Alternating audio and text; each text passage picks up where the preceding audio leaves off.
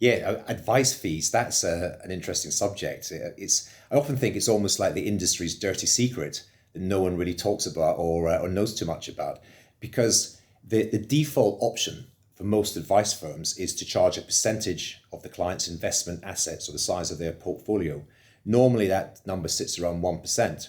So, just to give you a quick example, if a client had an investor had £100,000 to invest with the advice firm, they'd be charged 1% of that. So, 1% of 100,000 is £1,000. That would be the annual fee they would pay. If another client happened to have significantly more wealth, say had £1 million to invest, they'd be charged 1% of £1 million, which is £10,000 a year.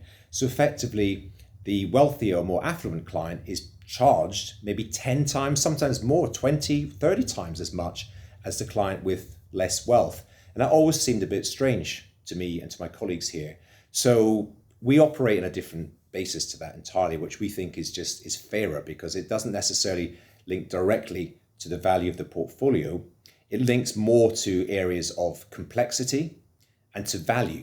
So we operate on a retainer basis. We charge a sensible, clear, and transparent retainer fee.